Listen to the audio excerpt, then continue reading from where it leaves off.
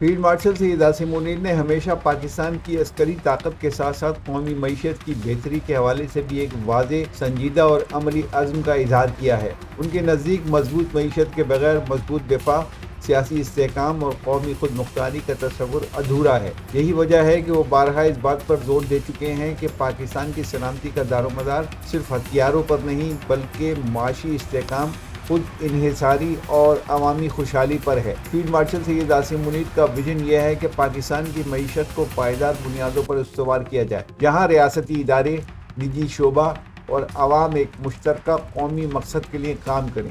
ان کے بیانات اور اقدامات سے واضح ہوتا ہے کہ وہ سرمایہ کاری کے فروغ، برآمدات میں اضافے، غیر رسمی معیشت کے خاتمے اور ٹیکس نظام کی بہتری کو وقت کی اہم ضرورت سمجھتے ہیں۔ ان کا موقف ہے کہ جب تک وسائل کی منصفانہ تقسیم اور شفاف نظام قائم نہیں ہوگا، ترقی کے ثمرات عام آدمی تک نہیں پہنچیں گے۔ فیلڈ مارشل سید عاصم منیر نے خاص طور پر اس بات پر زور دیا ہے کہ ملک کی معیشت کو غیر ضروری دباؤ سے نکالنے کے لیے ادارہ جاتی اصلاحات ناگزیر ہیں۔ ان کے نزدیک کرپشن کا خاتمہ، قانون کی بالادستی اور میرٹ پر فیصلے ہی وہ عوامل ہیں جو ملکی اور غیر ملکی سرمایہ کاروں کا اعتماد بحال کر سکتے ہیں۔ اسی تناظر میں وہ ریاستی اداروں کے درمیان بہتر ہم آہنگی اور قومی پالیسیوں میں تسلسل کو انتہائی اہم قرار دیتے ہیں۔ فیلڈ مارشل کا یہ بھی ماننا ہے کہ پاکستان کو اپنی اندرونی صلاحیتوں پر بھروسہ کرنا ہوگا۔ زراعت، معدنی وسائل، توانائی اور انسانی وسائل جیسے شعبوں میں بے پناہ امکانات موجود ہیں،